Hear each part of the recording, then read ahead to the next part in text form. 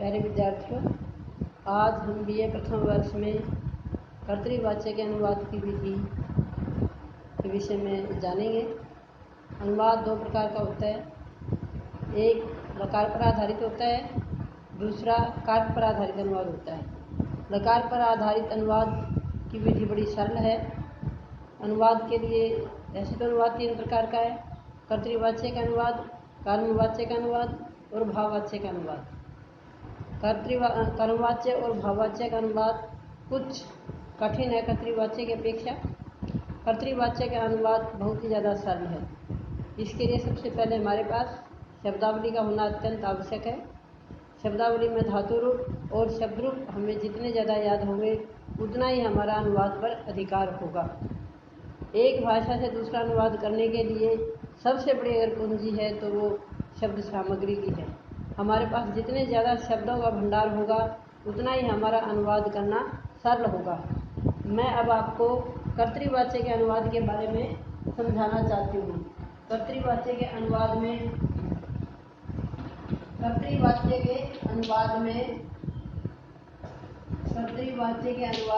कर्ता की प्रधानता होती है।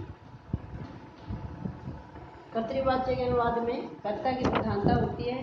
कर्ता जिस क्रिया का होगा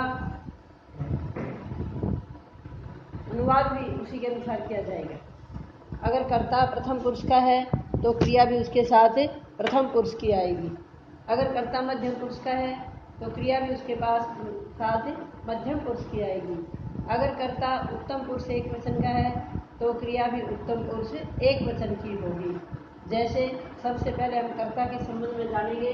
स वह एक, तौ वे दो,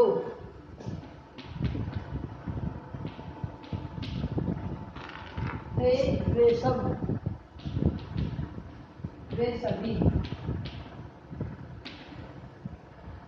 ये है प्रथम पुरुष। प्रथम पुरुष ये एक वचन, ये है द्विवचन और ये है बहुवचन। अब हम मध्यम पुरुष में लिखेंगे।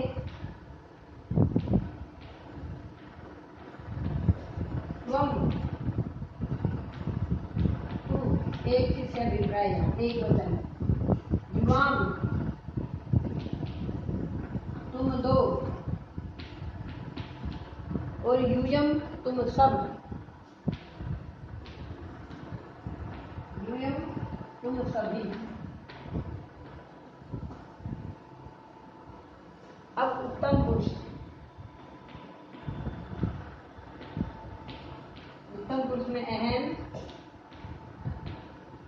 मैं अर्थात मैं एक, आवाम हम दो,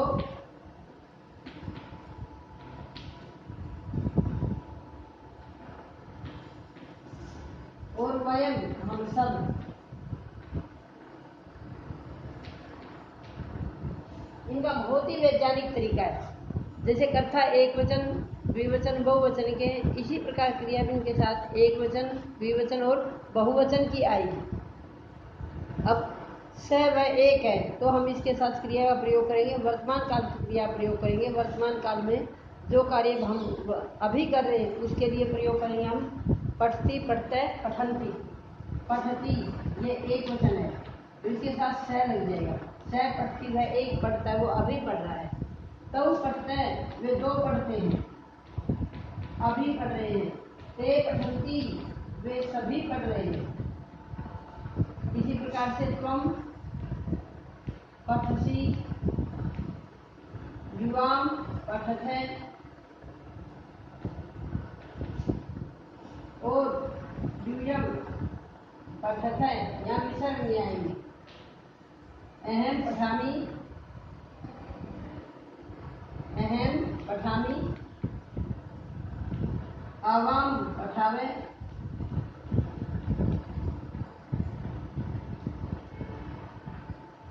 वयम पठावे।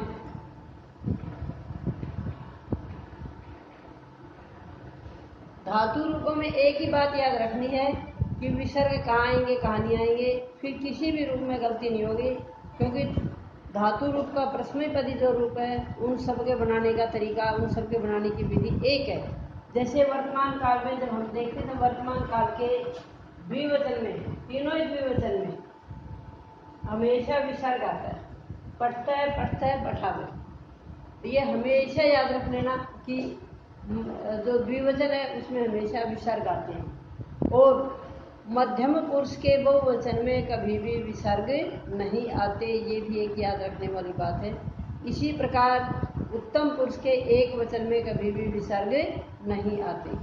3 ऐसी जगह हैं जहाँ की एक जगह विसर्ग हमेशा आएंगे और 2 जगह विसर्ग हमेशा नहीं आते।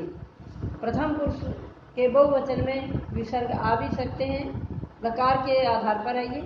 लट लकार में विसर्ग नहीं आता, दूसरे लकारों में विसर्ग आ सकता है।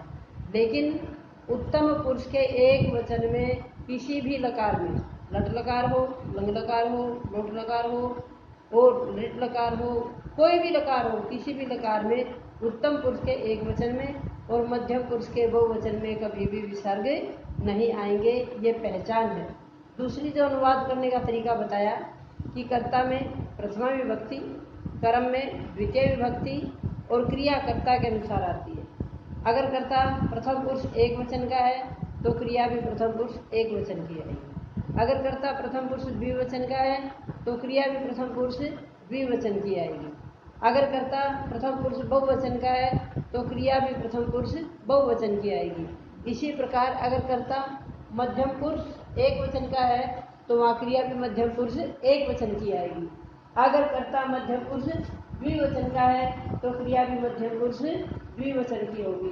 अगर कर्ता मध्यम पुरुष बहुवचन का है तो क्रिया भी यहाँ पर क्या मध्यम पुरुष बहुवचन की आएगी। इसी प्रकार अगर कर्ता उत्तम पुरुष एक वचन का है तो क्रिया भी उत्तम पुरुष एक वचन आएगी। अगर कर्ता उत्तम पुरुष द्विवचन का है तो क्रिया भी उत्तम पुरुष द्विवचन की आएगी। अगर कर्ता उत्तम पुरुष बहुवचन का है तो क्रिया भी उत्तम पुरुष बहुवचन की आएगी। अगर ये बात हम ध्यान रख लेते तो हमारा अनुवाद करने का तरीका कभी भी गलत नहीं हो सकता। स के साथ हमेशा पठती ही आएगा। स के साथ अगर हमने पठामी लगा दिया तो हमारी वो अनुवाद करने की विधि वो गलत हो जाएगी और वो आगे आगे गलत होती चली जाएगी, क्योंकि एक वैज्ञानिक तरीका है। इतने 9 कर्ता हैं, उन 9 कर्ता के साथ 9 के 9 धातु रूप हैं जो एक के साथ एक है। प्रथम पुरुष के भी एक वचन द्विवचन बहुवचन 3 हैं तो धातु के भी 3 रूप हैं, पठती पठता पठंती। इसी प्रकार अगर हमने उत्तम पुरुष द्विवचन में प्रथम पुरुष द्विवचन की क्रिया लगाई तो हमारा अनुवाद करने का तरीका गलत हो जाएगा और हमारा वाक्य पूर्णतः गलत हो जाएगा। अब लट लकार की पहचान, वर्तमान काल की पहचान अलग है यहाँ पर, क्योंकि यहाँ काम होता है, हो रहा है, दोनों ही वर्तमान काल में गिने जाते हैं। मैं पढ़ता हूँ, मैं अभी पढ़ता हूँ, और मैं पढ़ रहा हूँ, ये दोनों वर्तमान काल के सूचक है। यहाँ वर्तमान का प्रयोग होता है अहम पठामी। इसी प्रकार मैं लिखता हूँ, ये भी अब वर्तमान काल में लिख रहा हूँ तो अहम लिखामी। मैं चलता हूँ, अहम चलामी। मैं चल रहा हूँ, तब भी अहम चलामी होगा। हम लोग दौड़ते हैं तो आवाम धावाम धावा। इसी प्रकार हम सब जा रहे हैं तो हम सब अभी जा रहे हैं, या हम सब जाते हैं, दोनों वर्तमान काल के प्रयोग हैं तो दोनों में लट लकार का प्रयोग होगा। हम सब जा रहे हैं तो गम धातु का जो गम धातु है, गम धातु का जब रूप बनता है तो गत बनता है। तो